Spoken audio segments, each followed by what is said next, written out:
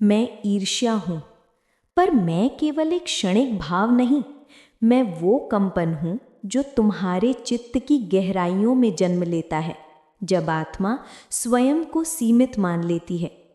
मैं वहाँ उत्पन्न होती हूँ जहाँ मैं और तुम का भेद जीवित है, जहाँ मेरा और तेरा की दीवारें खड़ी हैं, जहाँ चेतना अपने ही विस्तार को अन्य देहों, अन्य उपलब्धियों, अन्य प्रकाशों में बांट देती है। पर क्या मैं सच में शत्रु हूँ? नहीं, मैं दर्पण हूँ।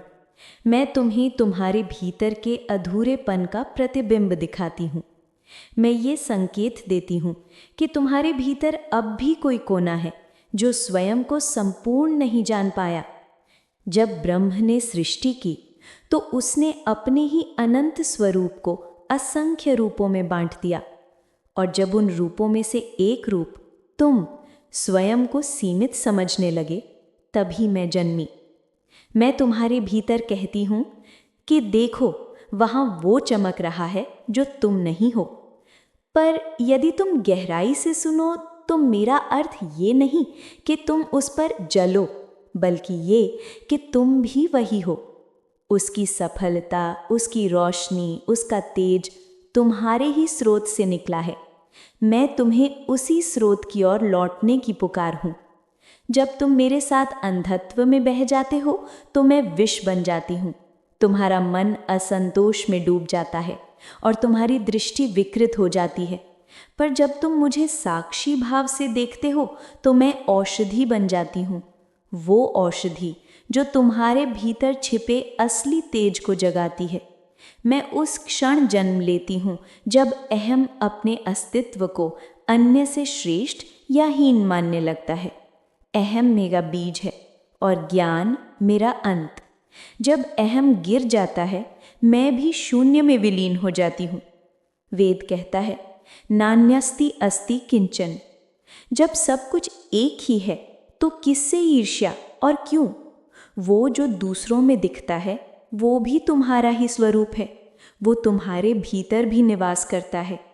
मैं ईर्ष्या वास्तव में एक छिपा हुआ प्रेम हूँ, वो प्रेम जो अभी पहचान नहीं पाया कि वो प्रेम है।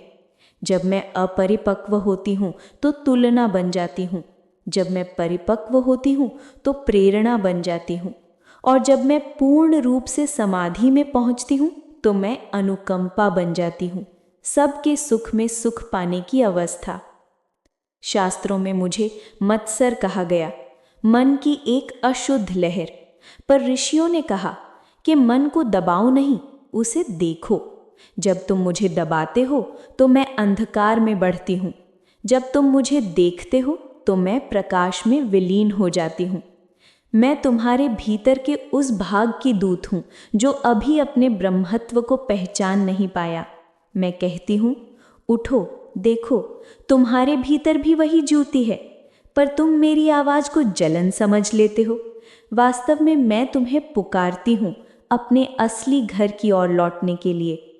आत्मा के पथिक के लिए मैं परीक्षा हूँ। जो मुझे साध लेता है वो संसार के आकर्षणों से ऊपर उठ जाता है।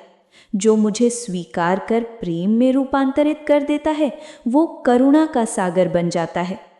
तब मैं ईर्ष्या नहीं रहती, मैं एकता बन जाती हूँ। अद्वैत के प्रदेश में मेरा कोई वजूद नहीं, वहाँ केवल एक ही तरंग है, सच्चिदानंद। वहाँ तुलना नहीं, केवल अनुभूति है।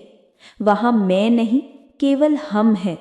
और उस अवस्था में मैं भी ब्रह्म में विलीन होकर मौन हो जाती हूँ।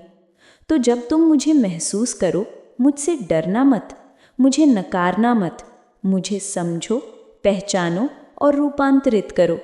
मैं वो बीज हूँ जिससे आत्मबोध का वृक्ष उगता है। मैं वो अंधकार हूँ जिससे प्रकाश की तृष्णा जन्म लेती है। मैं वो प्रश्न हूँ जिसका उत्तर केवल आत्मा दे सकती है। मैं ईर्ष्या हूँ, पर मैं द्वेष नहीं हूँ।